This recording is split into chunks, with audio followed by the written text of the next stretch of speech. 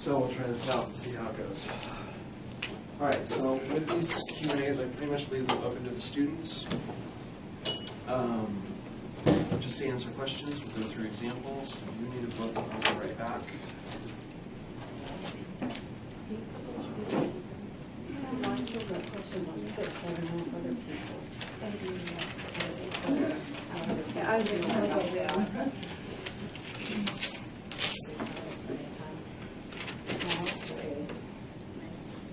You said you had questions about 6 too, right?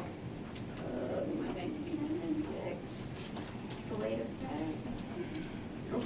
Yes. Yeah. So let's kind of make an agenda of what we're going to talk about.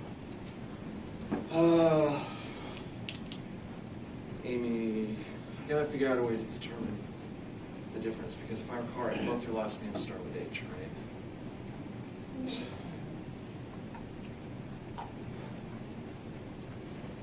All right, we'll figure it out later. So Amy on my right, what kind of questions do you have? Do you want me to go, which chapter do you want me to start from here? That's a fine question. Which one do you feel you need the most help with? Well, I was wondering, there's some on chapter 10, which I don't know if you're right or not, really. Okay. Like one of these is, Now, chapter 10 is infectious disease. right, and one of these is, well, okay, pulmonary tuberculosis infiltrative, moderately advanced, confirmed by bacterial culture. This is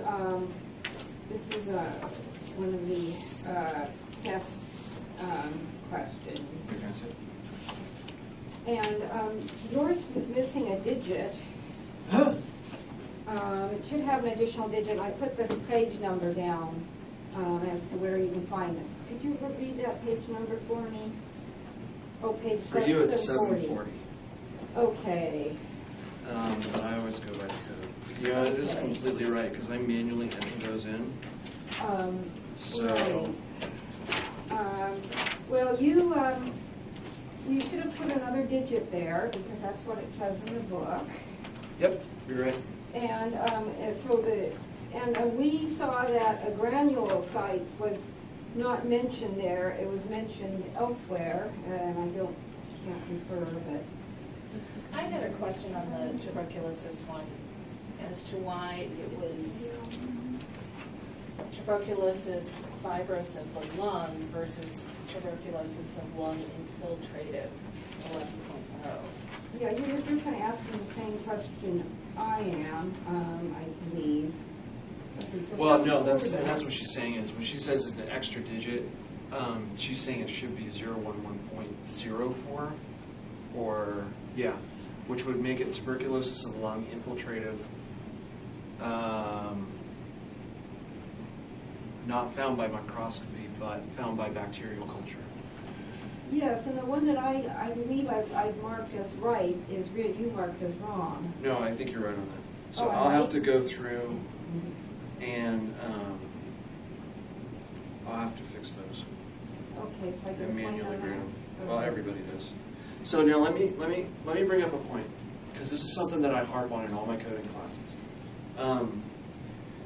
If you get into a coding career and you get audited, what's going to end up happening is that people's biggest temptation is to take the audit and say, this is reality. That's not true. Coding is very much up to interpretation. So I want you guys to be able to feel comfortable with looking at a code and saying, no, exactly what Amy did. This is the right answer because of X, Y, and Z. If you can formulate that, a lot of times you can get the auditor to change their mind. Okay, and that's what you want. So please feel free to question me. Occasionally, I only did it once, but I put in a wrong answer to see if people were paying attention. 2 people out of 12 were. And those are the 2 people that if I were hiring, I would hire those 2. Because I want people that are going to be on it and are going to be catching stuff like that. Speaking of wrong things. Just a second, one at a time. Mary had that question too on a granulocytis. granulocytosis on page 805. No, it's not that. I'm trying to.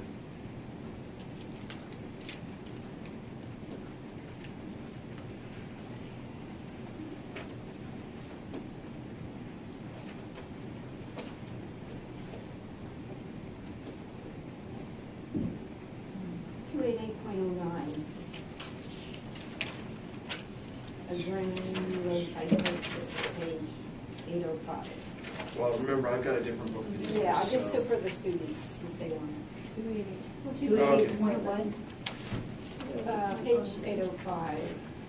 The 28809 specifically mentions a granulocytosis, but I believe you had another, Yeah, One is 288.04. Oh, 4. Neutropenia due to infection. but 8809 That sounds specifically right. mentions a granulocytosis.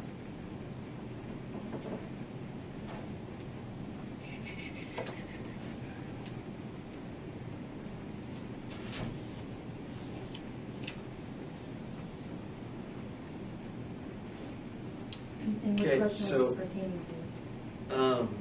I don't have It's numbers on here. question 7 in exercise 10.2. So 10.2, question Page 7. 117. Okay, so now, Yeah. if you guys have your coding books, look up agranulocytosis. Everybody code.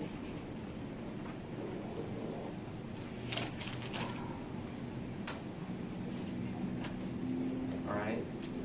Now you see that I've got a couple down there. So you guys went, okay, 28809. Keep going down there. You'll see one that says due to infection, and that's 288.04.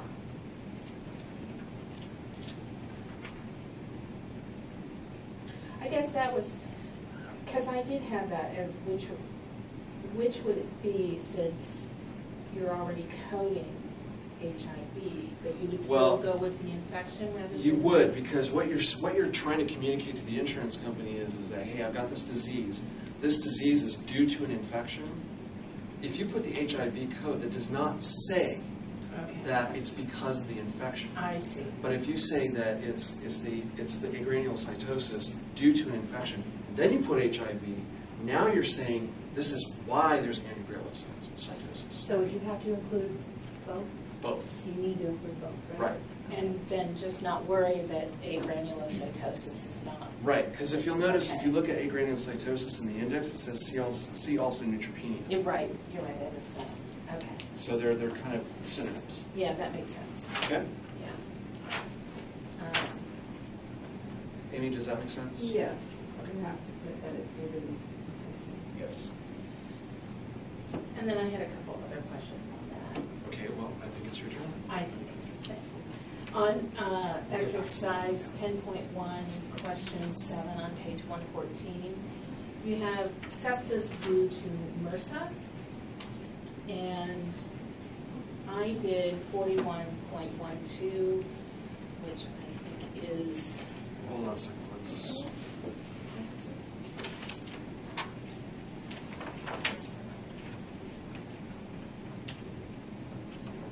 sepsis.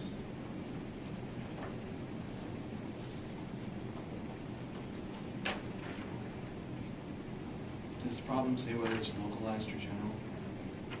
no, it just says due to methicillin-resistant Staphylococcus aureus, and that's it.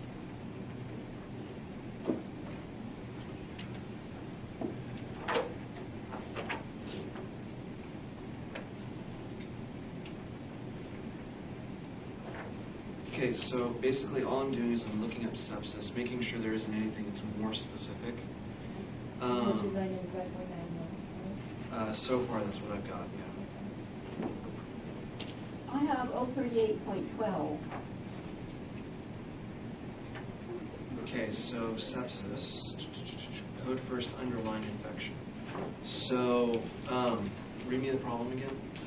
It's sepsis due to methicillin-resistant Staphylococcus aureus, MRSA. Okay, does anybody know if I can find that under MRSA, or do I have to spell it out? Can I give a score on new, isn't it? I believe so, because every other time I've tried to look up abbreviations, it does not work. Fortunately, they're close together. No, actually, MRSA is one of the ones that's there. Okay, so I look up sepsis. Okay, it tells me to first code the underlying condition. Okay. So that means that since it's due to MRSA, MRSA needs to come first. And if I look up MRSA, I've got 041.12.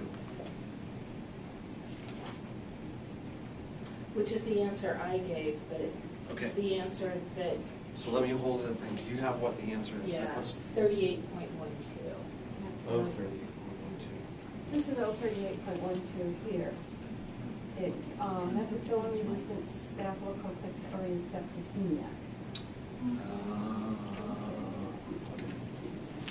So I think what they're trying to highlight here is, remember that there's some special instructions for sepsis and septicemia. Right. So since in the back it says sepsis and code first underlying infection, and that's why you put. Well, that's why I went, because I mean, basically the idea is anything you find in that tabular index, follow those instructions. Okay. But if you also look, and I think in your guys' book it's at the back, but in mine it's in the front, the coding guidelines. The coding guidelines, for all intent and purposes, is where your textbook comes from. Right, yeah. So if you have a question about it and you don't have your textbook, that's why I don't rely on the textbook, is because this is more what it's about.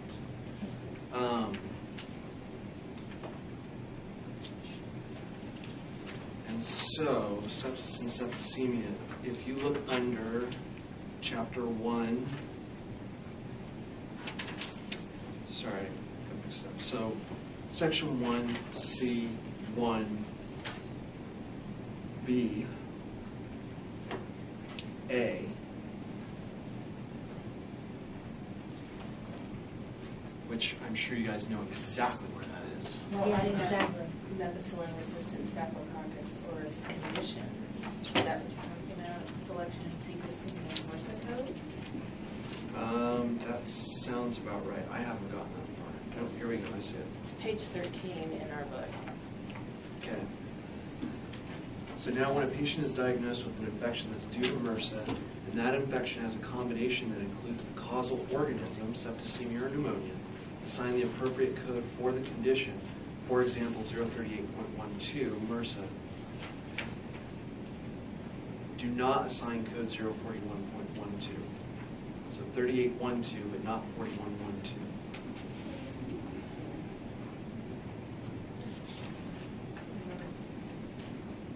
Where is it? Chapter, I think for you guys it's page 13. This is 13. This is like. Oh, It's, no, I think it's the same actually as those. Okay. No, it's not.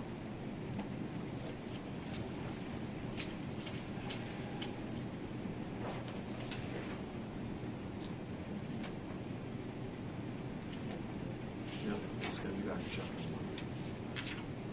You're right here is where we're at. So that's why they're getting into it, is because now you remember, Okay. if you've got sepsis and septicemia, you have to look at both, because they're used interchangeably, even though technically I believe they're two different things. Okay. So there's two codes for that one? No, just one. Because there's a combination code that includes MRSA and septicemia. And so you would use that one code. So then, I mean, how do you know if they're just saying sepsis? That You septicemia. have to know. Well, that's where you have to know to look under both. Okay. All right. And just keep that as a background tickler. Okay. Right, so, but then you would, I guess my question is then, if it's under septicemia like this was, then you would go give that code the priority rather than what you would do for sepsis. You would look under both. Right. So that's why, you remember how they always, I believe in the book they say it's a two-step process. Look in the Right. alpha index, look in the tabular. I say it's a three-step process. Look in the alpha, look in the tabular, look in the coding guidelines, Okay. just in case. So the correct code for that would be 42.42? No, 038.12. Okay, so because under sepsis, MRSA is not listed, then you go to septis. Septicemia. All right. Okay. So, I mean, just for Yeah, no. kicks, well, I want to do it for my own self-satisfaction. Okay. So if I go to septicemia,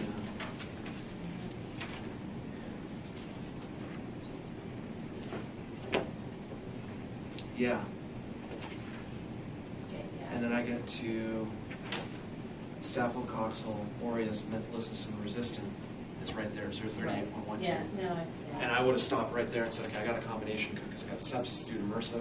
I'm done. Okay. Yeah, that's the, yeah, I forgot this. So the takeaway from this is remember that you can't just look under sepsis. You got to look under sepsis and septicemia Okay. if you don't find it in sepsis. And then I just had, under questions 13 and 15, I didn't understand why the infectious disease code wasn't listed first, that the due to the condition that was caused. So let's was take, first. so you said it was 13 and 14? Yeah, acute respiratory distress due to Cynomolgus virus, the hantavirus, I think is what That's 15. 15, I'm sorry, yeah. So no, let's go ahead and just do that one. Okay.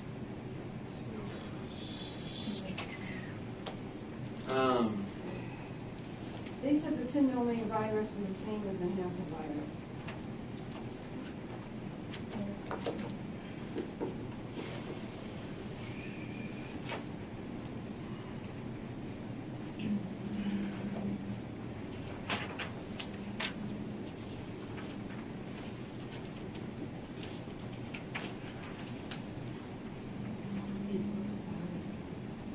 Virus.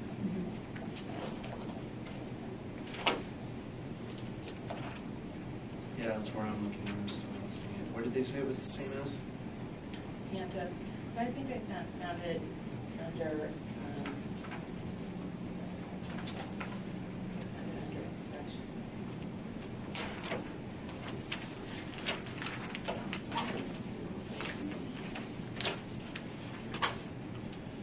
Infection. Yeah. T-U-V. Page 341 in our book. Infection, viral.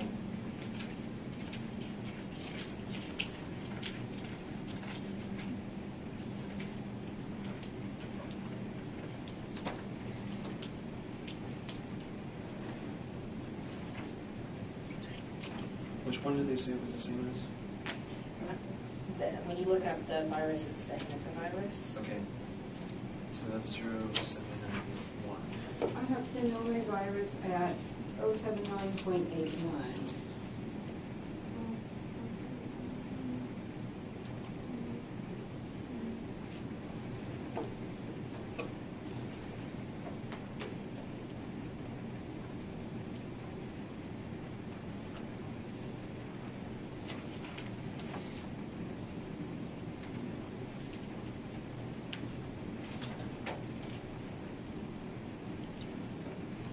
Okay. So that's our underlying cause. What was the other one? Then acute respiratory distress. Okay. Acute respiratory distress has some special rules on That always follow? it. If I recall right, yes. Respiratory acute. Did they say whether this was adult or child? It doesn't say. Okay, so we'll just assume it's adult. 51882. Now, just so that you guys know, when I assume we're going to assume it's an adult, I'm not just pulling that out of my hat. It says right here, acute or distress respiratory acute, and in parentheses it says adult. That tells me that's what the default is unless otherwise specified. So that's why I'm using that. Does that make sense to everybody?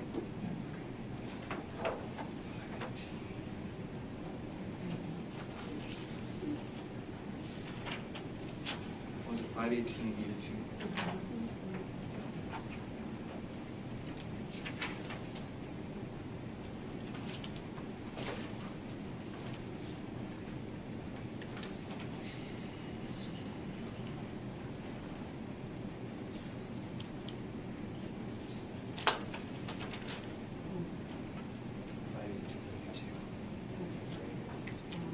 It's just the, I got the codes right, it was the sequencing that, And you'll find that getting the codes right will become easier and easier. It's usually the sequencing that will throw you off. But most of the sequencing tricks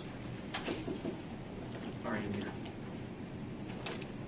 Acute respiratory.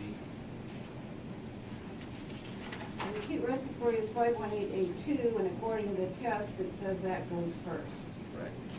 And the hantavirus goes second, even though it's due to the hantavirus, so that seems that when we're talking about viruses, they are always secondary codes.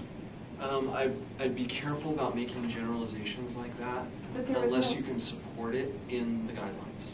However, there were no instructions as to what went first for this particular case. I looked up hantavirus and it gave me the code for hantavirus. I looked up the acute respiratory and it gave me the code for that, but I didn't get any direction as Right, to. between the two? Yeah, as to which one goes first, so I mistakenly assumed that the hantavirus go first since it's the underlying cause of the disease, but no, the acute respiratory distress, which to me is kind of like a symptom, that went first.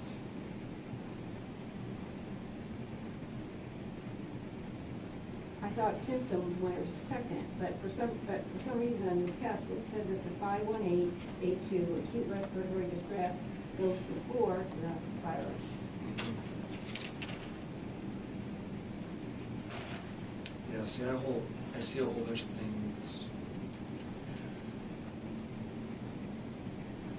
due for failure, COPD, whatnot, but I don't see anything for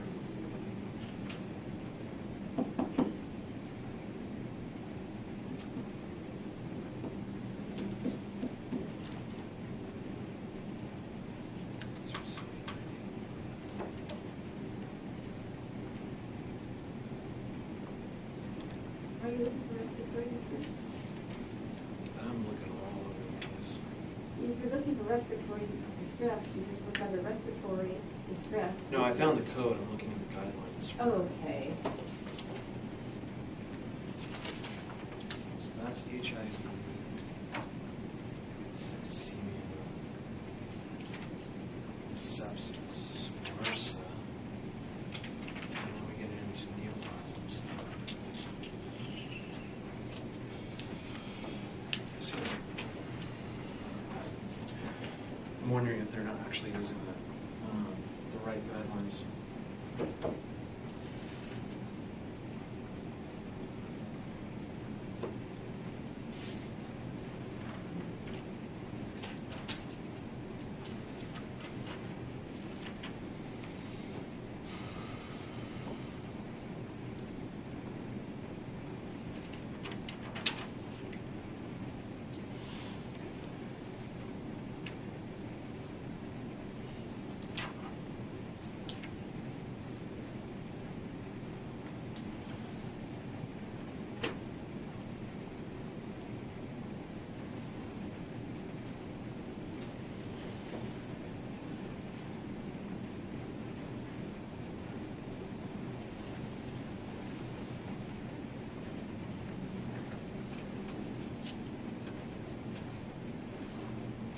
You know, I want to play around with this one because the book usually isn't wrong.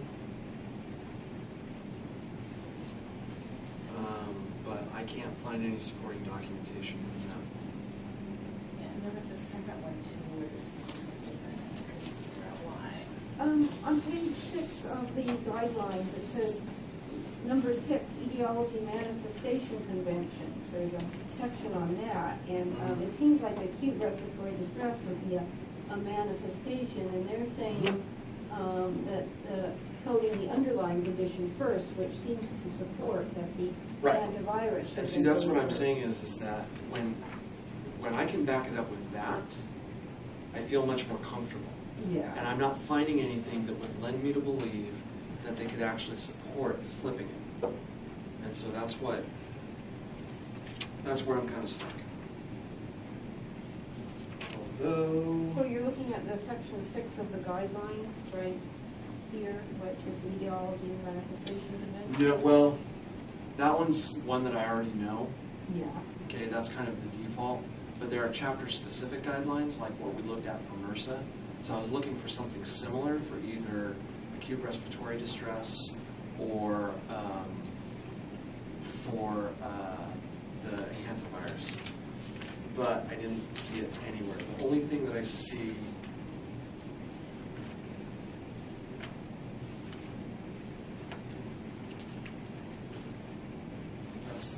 I know that's not good. So I don't know why they did it that way.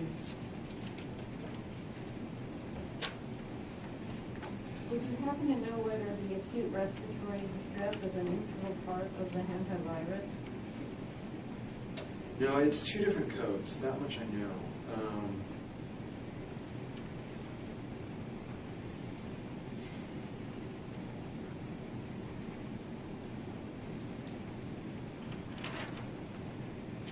Yeah, I want to go poking around at home and see either if I copied it down wrong, which is possible, or so far I'm seeing that that's a mistake, so I want to run that by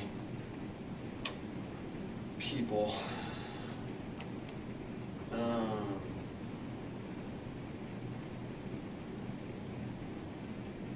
Research.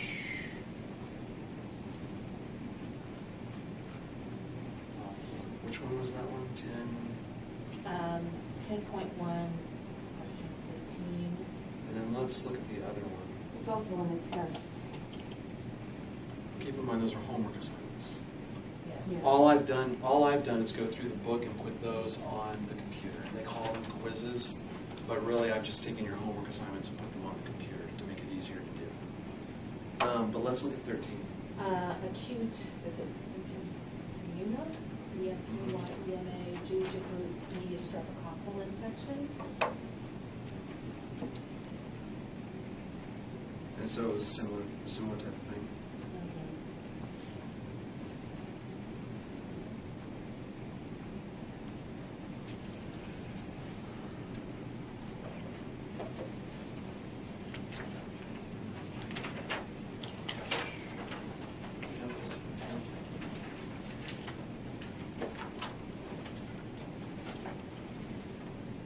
It's got this.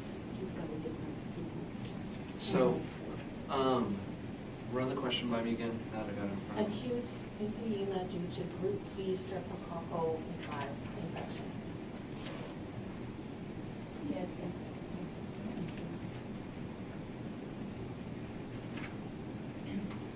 Okay, so for the MIEMA, I'm getting 510.9.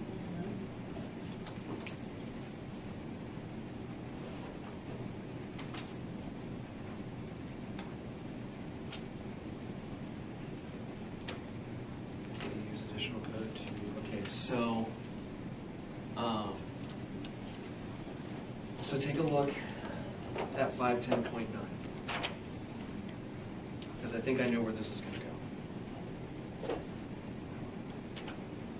Okay, now back up to where it says MIEMA, where it says check that fourth digit. You'll see right there it says use additional code to identify infectious organism. Okay.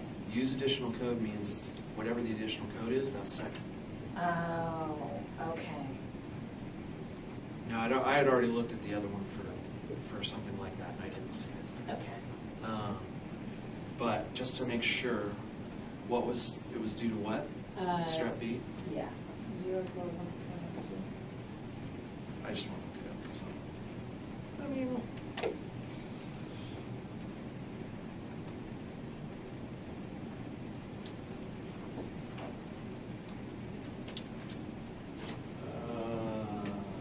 Streptococcus traceation. Thanks. Infection. So when it says use additional code to identify infectious organism, that means the infectious organism also is second? Mm-hmm.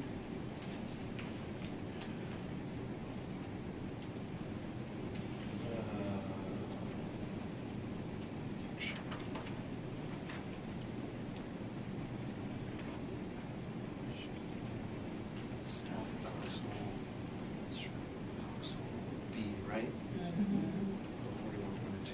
Yeah.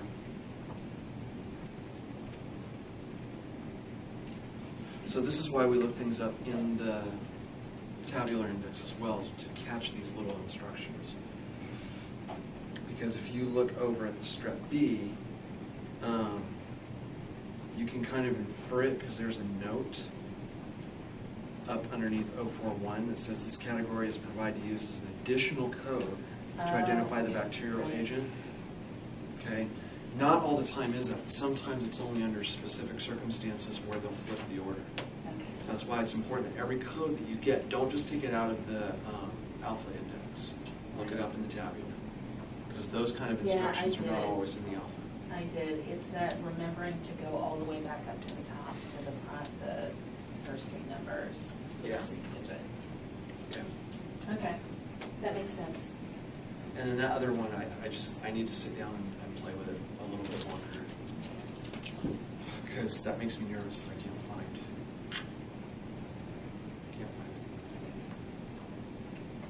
Amy too. Any questions? Yeah, there was one that said generalized abdominal pain due to pancreatitis versus cholecystitis. Cholecystitis? Yes, cholecystitis, and I was. Oh, which one was that? Which number was that? I think it was in It was, chapter 8 to 9, I think it was, number 25. I didn't know what was meant by versus. I was Yeah, not sure what that meant. Sometimes it doesn't matter. And I'm wondering if that's where they're going with this. Because it'll say this versus this, but they're in the same code. But here, let's do this.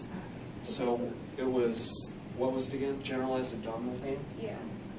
So generalized abdominal pain due to Pancreatitis. And cholecystitis.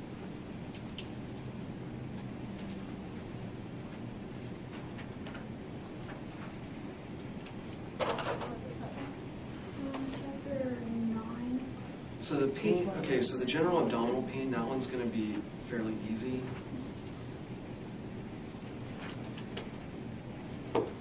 Because that'll be under pain, abdominal, generalized. I'm willing to bet. Pain, abdominal, 789.0, and then I think it's 0 or 9 that's generalized.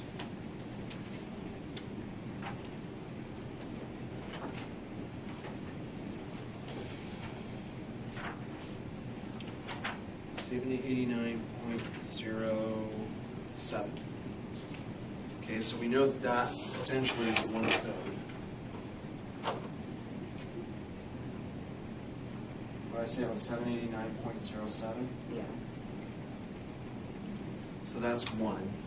Due to pancreatitis. Actually,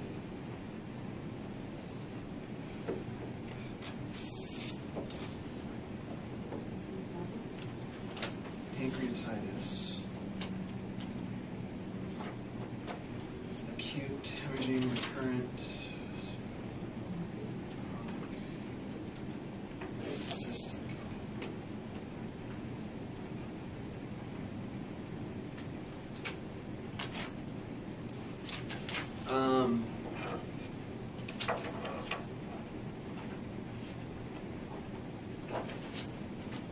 So this is my next one. 577.0.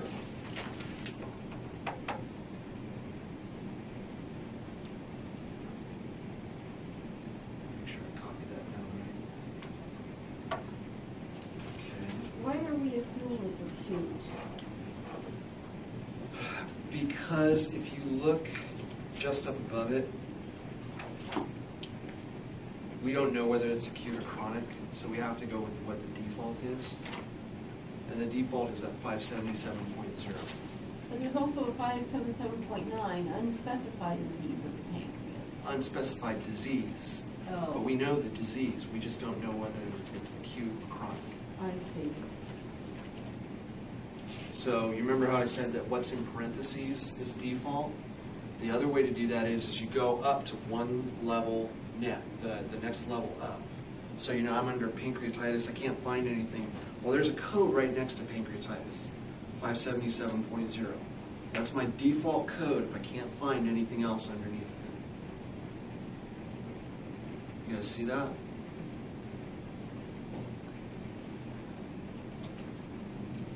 Does that make sense, Tasha? Okay. I seem to do well, but I don't really understand the reading. I can seem to be able to code, but not. Does that make sense? No. I seem to get them right, but not know why I get them right. Okay. It's kind of like a guessing game, but I seem to understand it. But I don't know if I really understand it. Welcome to my life. I don't know if that's normal or. It can be. Like I exhaust all the options and go. Yeah, and I mean, that's pretty much what you do. If I'm confident in that answer, and I believe it.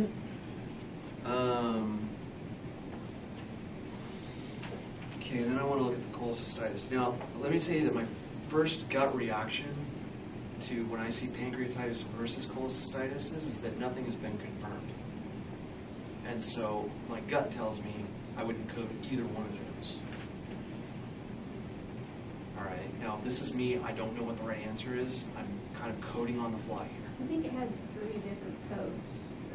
Yeah, it was 3 different codes. The code for the 7907, I think that was the abdominal pain. Then you have a code for pancreatitis and one for cholecystitis. Yeah, must be 5.10. So to me, versus meant, Rule out. right, so I ruled out cholecystitis and I was wrong. Well, no, rule out, you don't code rule outs. Right, but I didn't know what versus meant. The versus meant rule out. To me, that's what it means. Is it Okay. So 5, that's 0, why I'm 1, confused 0? they would have 3. Okay. Did I muck it up? Is it 1, 0 or 0? No, it's 1, 0. Me forgetting one moment to the next.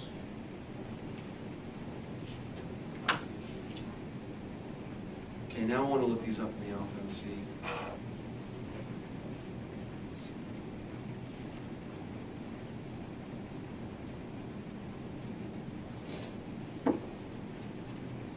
Does that say anything about an inpatient setting at all?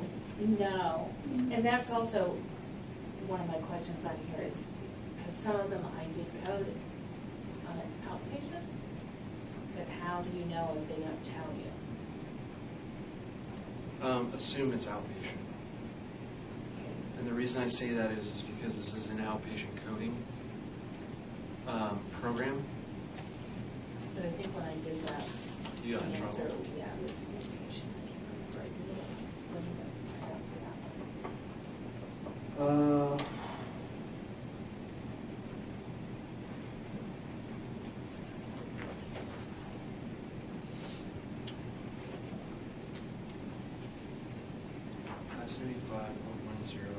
There's no additional instructions other than not coding something from 575 and 574 in the same claim.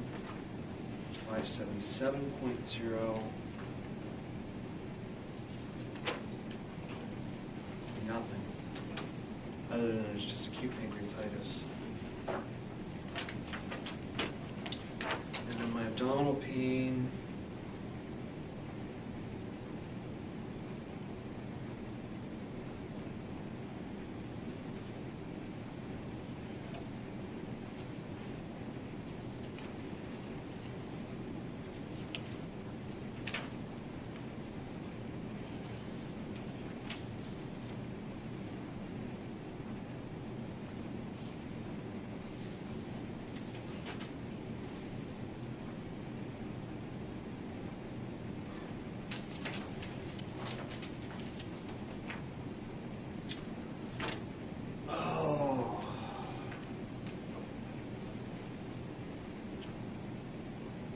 In my world here at the clinic, I would ignore this. Yeah, and I think that that's what I did, it was. Not considered correct. Yeah, that's why about 3. Because I would have just coded that. Right, because that's what you would do in an outpatient setting, right?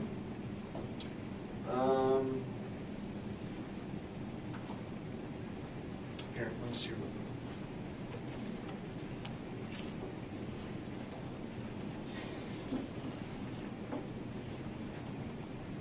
especially in this chapter, because this chapter is typically defined as outpatient setting.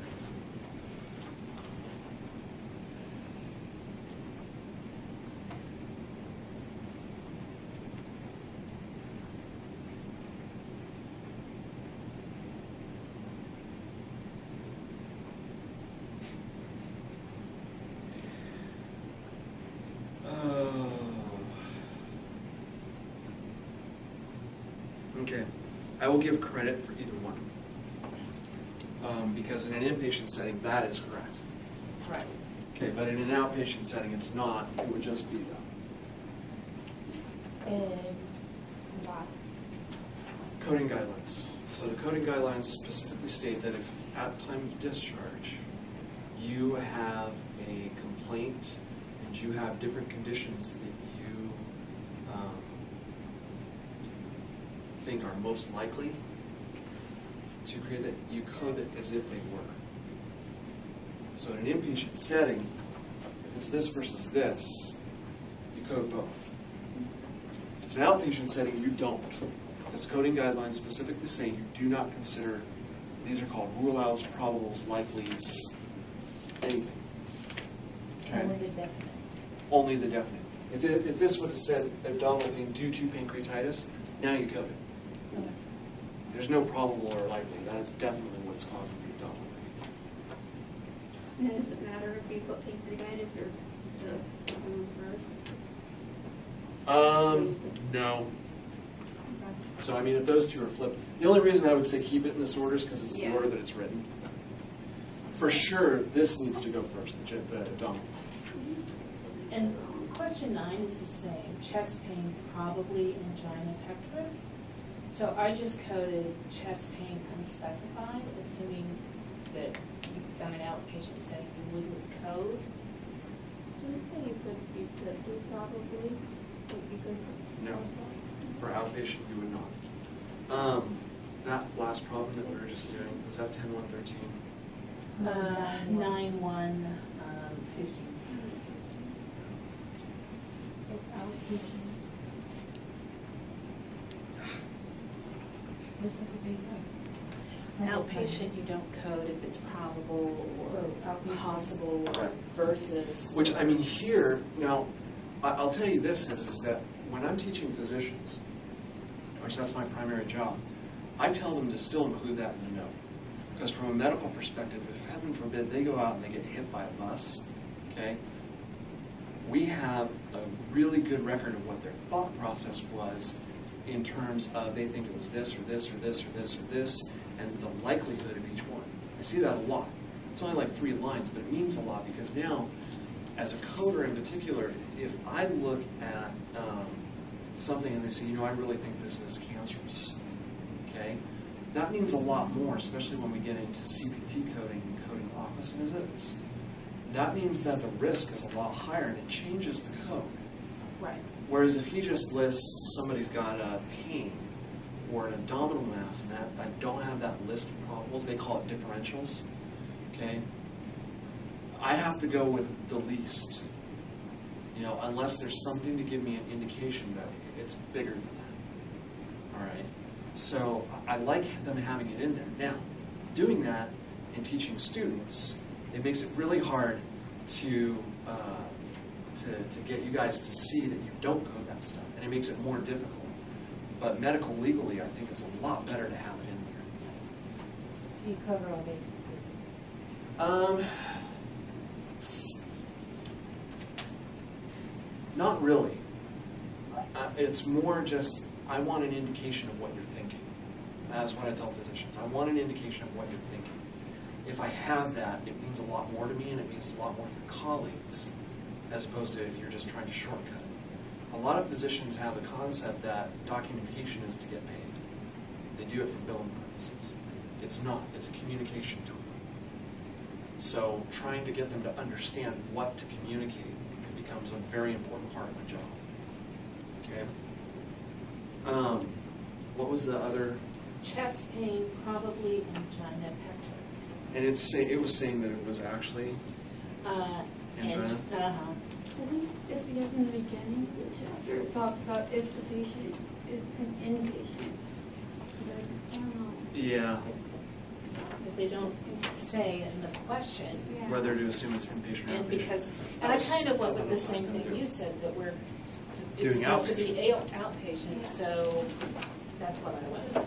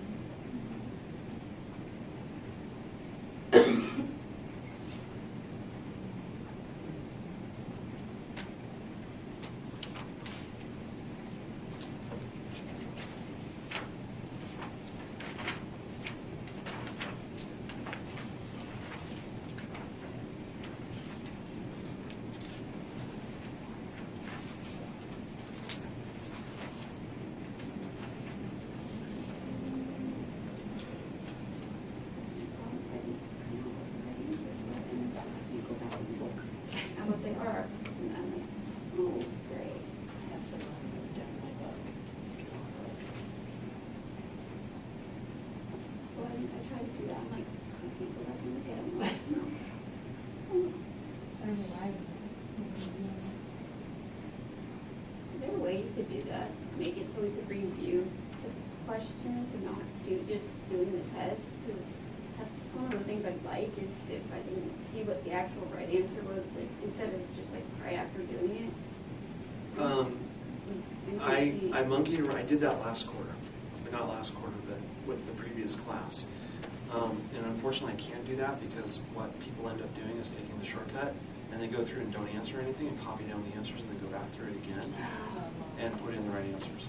So, yeah, I understand what you're saying, because it's the whole reason I like using that tool, is because you get that feedback right away. But because some people don't play by the rules, I have to find a way to make it more of an assessment.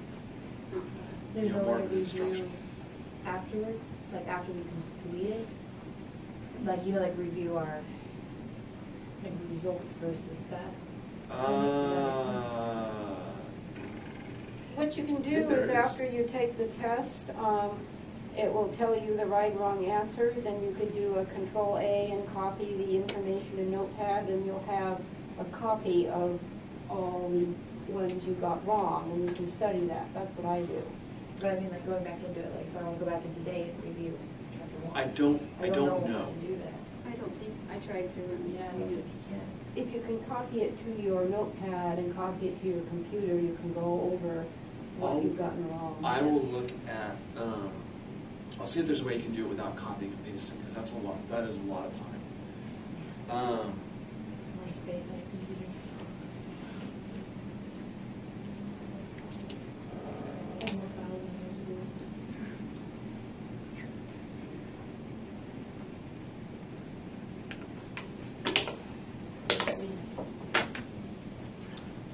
Before we do that, the chest pain, let's take a break, because I need to stop the camera and kind of copy the file over and redo it. So let's take probably about a 10-minute break, and then we'll come back to it. Is it restroom is down there? Yeah, restroom is down there. It's the last door on the right-hand side before the hallway turns.